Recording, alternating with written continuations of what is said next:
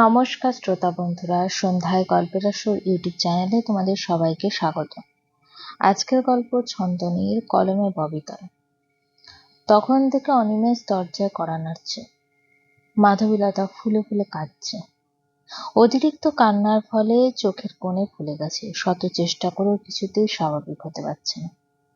অনিমেষের ডায়েরিটা সেদিন কৌতূহলবশত না পড়লেই ভালো হতো। ওই ডায়েরিটাই সব নষ্টের মূল। মাধবীলতা চোখে মুখে জলের ছিটা দিয়ে এলো। অনিমেষ ঘরে এসে বলল, এতক্ষণ দরজা বন্ধ করে কি করছিলে তুমি? এখনো তো রেডি হয়নি। এই মাধবীলতা, তোমার চোখ দুটো এত ফোলা ফোলা লাগছে কেন? তুমি কি কাঁদছিলে? না, কাঁদবো কেন? এখনো সময় আছে। মাধবীলতা অনিমেষের চোখের দিকে তাকালো। বলল, কিসের কথা বলছেন আপনি? অনিমেষ চোখ দুটো অন্যদিকে সরিয়ে নিল। নিচু কণ্ঠে বলল, তুমি যদি আমাকে বিয়ে না করতে চাও, সিদ্ধান্ত যদি পাল্টে ফেলো। আমার সিদ্ধান্ত পাল্টানোর প্রশ্নই ওঠে না। নাকি আপনি এখন আমাকে বিয়ে করতে যাচ্ছেন না? স্পষ্ট করে কথা বলুন। বিয়ে যদি না করতে চান, জোর করব না। কি হলো, কথা বলছেন না কেন? অনিমেষ মাধবীলতার এক হাত শক্ত করে ধরল। দৃষ্টি ফিরিয়ে নিয়ে তাকালো মাধবীলতার গভীর চোখ দুটোর দিকে। গাঢ় কণ্ঠে বলল, বিয়েটা কি এখানে কোনো মন্দির থেকে করতে চাও নাকি ঢাকা ফিরে? এখানে কি আশেপাশে কোনো মন্দির আছে? আশেপাশে নেই, তবে খুঁজলে অবশ্যই পাওয়া যাবে। থাক, এত রিস্ক নেওয়ার দরকার নেই। আমরা ঢাকা ফিরেই বিয়ে করব। বিয়ের আগে আপনি আমাকে একটা সুন্দর করে চিঠি লিখে দেবেন তো? না, আপনি হয়তো জানেন না আমার আবার চিঠির প্রতি ব্যাপক দুর্বলতা। অনিমেষ মাথা নিচু করে ফেলল। এখন চিঠি লিখলেই তো কেলেঙ্কারি কাণ্ড হয়ে যাবে। হয়তো ওদের বিয়েটাই আর হবে না। মাধবীলতা অনিমেষের ভোঁতা মুখের দিকে তাকে মুখ টিপে হেসে ফেলল। নিজেকে সামনে নিয়ে গভীর কণ্ঠে বলল, থাক, এখন আর চিঠি লেখার দরকার নেই। বিয়ের পরে লিখলেই হবে। আর একটা কথা, থাক, বলতে ইচ্ছা করছে না, পরে বলবো। অনিমেষ ঢাকা ফিরেই মাধবীলতাকে প্রথমে মার্কেটে নিয়ে গেল। শাড়ির দোকানগুলোতে ঘুরে ঘুরে দেখি বলল, তোমার পছন্দ মতো একটা শাড়ি কেন? কোনো দরকার নেই, শাড়ি তো পরেছি, এটা পরেই বিয়ে করা যাবে। না, যাবে না, তুমি শাড়ি পছন্দ করো। একটা বিয়ের শাড়ির দাম কত জানেন? মিনিমাম 10,000 টাকা। হয়তো এর কমেও পাওয়া যাবে, তবে যদি কিনি আমি এত কম দামে কখনো বিয়ের শাড়ি কিনবো না। আপনি তো বেকার মানুষ, এত টাকা পাবেন কোথায়? বিয়েতেও তো একটা খরচা আছে। অনিমেষের খুব কাছে গিয়ে নিচু কণ্ঠে ফিসফিস করে কথাগুলো বলল মাধবীলতা। অনিমেষ বলল, টাকার চিন্তা তোমাকে করতে হবে না, আমি ম্যানেজ করে ফেলেছি। তুমি শুধু শাড়ি পছন্দ করো। তবুও মাধবীলতা শাড়ি পছন্দ করলো না। দায়সারা ভাবে বলল, আমার কোনো পছন্দই টিকসই হয় না। দেখা যাবে শাড়ি পছন্দ করে কিনলাম, কোনো কারণে পরে আর বিয়েটাই হলো না। এর চেয়ে বরং আপনিই পছন্দ করুন। অনিমেষ অনেক বেছে বেছে একটা এক্সক্লুসিভ শাড়ি পছন্দ করলো। তার দাম এলো 18,000 টাকা। মাধবীলতা নাকচ করে দিল। বলে, মাথা খারাপ? এত দামের শাড়ি দিয়ে আমি কি করব? একদিনে বেশি তো আর পরা হবে না, ঘরেই পড়ে থাকবে। শুধু শুধু টাকার অপচয়। আপনি তো আবার বেকার, কোনো কাজ টাজ করলেও না হয় একটা কথা ছিল। মুখে যতই না না করুন। শাড়িটার দিকে মাধবীলতা আর চোখে বারবার করে তাকাচ্ছে। ওর তাকানো দেখি অনিমেষ বুঝে ফেললো যে শাড়িটা মাধবীলতার খুব পছন্দ হয়েছে। তবে অনিমেষের কথা ভেবে শাড়িটাও কিনতে চাচ্ছে না। বারবার বেকার বলছে, যেন কথাটা অনিমেষের আত্মসম্মানে লাগে। খুব শিগগির একটা কাজ জুটিয়ে ফেলে অনিমেষ। বুদ্ধিমানের জন্য ইশারাই যথেষ্ট। অনিমেষ এক প্রকার জোর করে এই শাড়িটাই কিনলো। শাড়ির সাথে ম্যাচিং করে কিছু গহনাও কেনা হলো। এক জোড়া জুতো ও বউয়ের ওড়নাও কেনা হলো। শাড়ির সাথে ম্যাচিং করে খুব সুন্দর করে একটা পাঞ্জাবির সেট অনিমেষকে কিনে দিল মাধবীলতা। অনিমেষ টাকা দিতে চাইলো, ভুলেও পাঞ্জাবির টাকা মাধবীলতা ওর কাছ থেকে নিল না। বলল, জমা রাখুন, পরে সুদ সমেত ফেরত নেব। অনিমেষ মাধবীলতাকে বউ সাজাতে পার্লারে পাঠালো। মাধবীলতা দ্বিমত করলো না, খুব আগ্রহ নিয়ে বউ সাজতে গেল। অনিমেষ বলল, তুমি বউ সাজো, এই ফাঁকে আমি বিয়ের বাকি জিনিসগুলো চট করে কিনে ফেলি। আরেকটা কথা, তোমার কাছে বান্ধবীদের চাইলে তুমি কাছে বান্ধবীদের চাইলে ডেকে নিতে পারো, আর তোমার মাকে আরেকবার বলে দেখো। মাধবীলতা কিছু না বলেই পার্লারের ভেতরে চলে গেল। অনিমেষ মাধবীলতার বিয়েটা খুব সাদামাটা ভাবেই হয়ে গেল। ওদের বিয়েতে তেমন কেউ আসেনি, শুধু অনিমেষের কয়েকজন বন্ধু এসেছে আর মাধবীলতার বান্ধবী তন্নি এসেছে। ওরা বিয়ের পর একটা রেস্তোরাঁয় খেতে গেল এবং খাওয়ার পর্ব শেষ করে সবাই নবদম্পতিকে আশীর্বাদ করে যে যার মতো বিদায় নিল।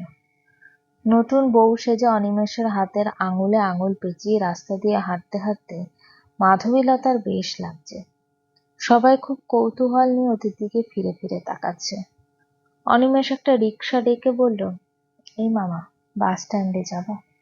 যাবো। মাধবীলতা রিকশায় উঠে বসলো। অনিমেষ মাধবীলতার পাশে এই প্রথম নির্দ্বিধায় ঘনিষ্ঠ হয়ে বসল।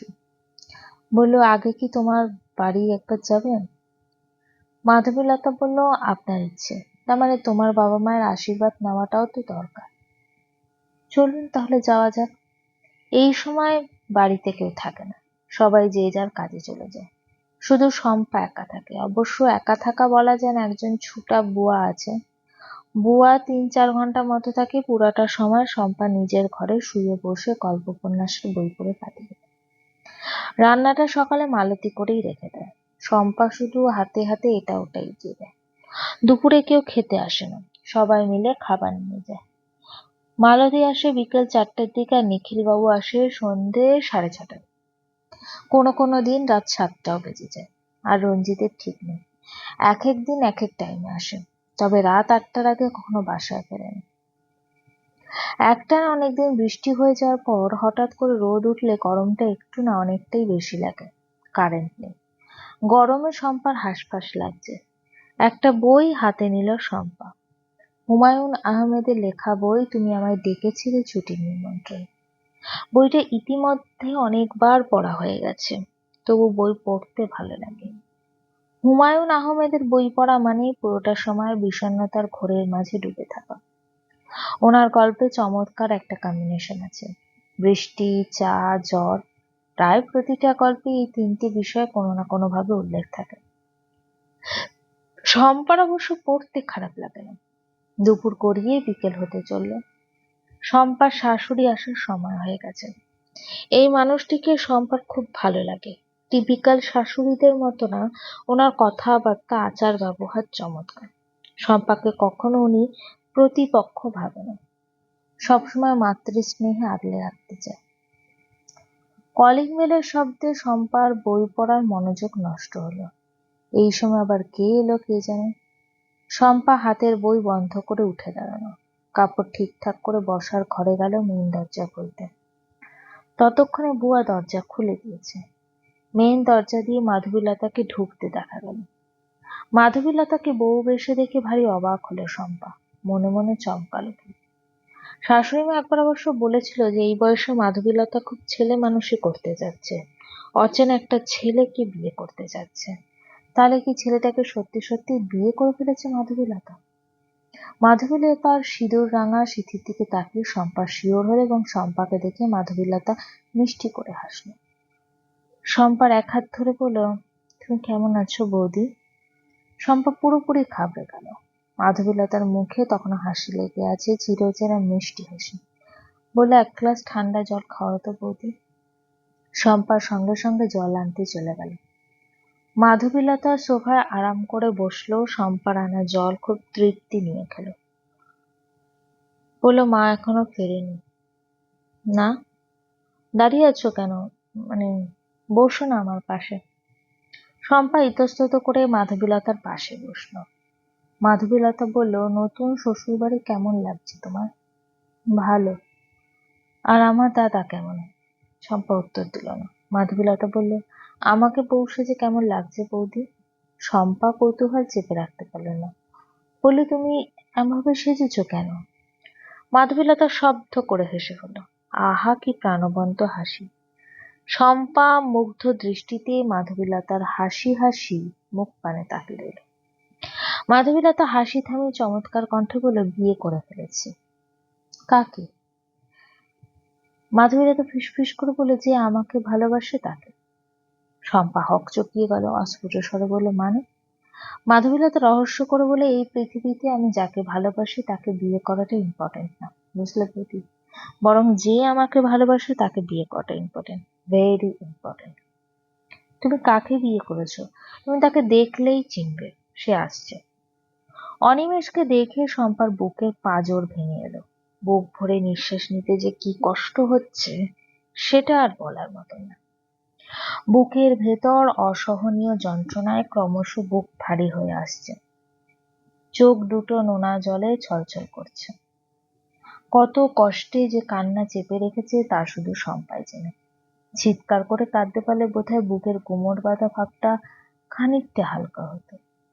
পাশার মানুষটা তবে কি মনে মনে মাধবীলতাকে পছন্দ করত?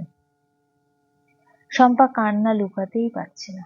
দু চোখ বেয়ে ঝরঝর করে নোনা জল গড়িয়ে পড়ছে। সবকিছু ঝাপসা দেখছে শম্পা। ওর নীরব কান্না কাউকে বুঝতে দিল না শম্পা।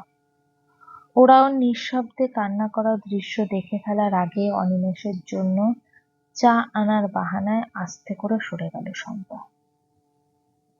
শ্বশুরবাড়িতে এই প্রথম এলো অনিমেষ। খালি হাতে আসলে কেমন দেখা যায় তাই এক গাদা ফল মিষ্টি নিয়ে এসেছে। ফল মিষ্টি কিনতে একটু দেরি হয়ে গেল। মাধবীলতা বলল, আমরা কিন্তু আজকেই বাড়ি যাব। আচ্ছা, আপনাকে এত চিন্তিত দেখাচ্ছে কেন? কই না তো। আপনি কি কোনো কিছু লুকোচ্ছেন আমার কাছ থেকে? আরে না, নতুন শ্বশুরবাড়ি এসেছি তো তাই একটু নার্ভাস লাগছে। অনিমেষ হাসার চেষ্টা করলো, তবুও মাধবীলতার সন্দেহ দূর হলো না। বৌদি আপনাকে দেখে এত চমকালো কেন? বোকার মতো কথা বলো না তো মাধবীলতা। বৌদি কিন্তু আপনার সাথে একটাও কথা বলেনি। আমি যতদূর জানি আপনাদের বাড়ির পাশাপাশি। সবচেয়ে বড় কথা হলো আপনি সঞ্জয়ের ঘনিষ্ঠ বন্ধু। শম্পা হয়তো আমাকে দেখে প্রচন্ড অবাক হয়েছে, এবং অবাক হওয়াটা স্বাভাবিক নয় কি? তা হয়তো ঠিক, তবে বৌদির তাকানোটা আমার ভালো লাগেনি। তুমি শুধু শুধু সন্দেহ করছো। যাই হোক, আপনি একটু বসুন, আমি ঘরে গিয়ে আমার দরকারি জিনিসপত্র নিয়ে আসি। নাকি আমার সাথে আমার ঘরে আসবেন? না না, আমি এখানেই ঠিক আছি, তুমি যাও। শম্পা রান্নাঘরে এসে মুখে শাড়ির আঁচল গুজে হাউমাউ করে কাঁদছে। কান্নার শব্দটা জোর করে চেপে রাখার ফলে নিঃশ্বাস বন্ধ হয়ে আসছে। কষ্টে বুকের ভেতর যেন ফেটে যাচ্ছে। নিজের বিয়ের সময় তো এত কষ্ট লাগেনি, তাহলে এখন এমন লাগছে কেন? কেন অনিমেষ তা বেছে বেছে মাধবীলতাকেই বিয়ে করলো? গল্পটি কেমন লাগলো অবশ্যই আমাকে কমেন্ট করে জানিও। আর আমার চ্যানেলে গল্পগুলো যদি তোমাদের ভালো লেগে থাকে চ্যানেলটিকে সাবস্ক্রাইব করে পাশে থেকো।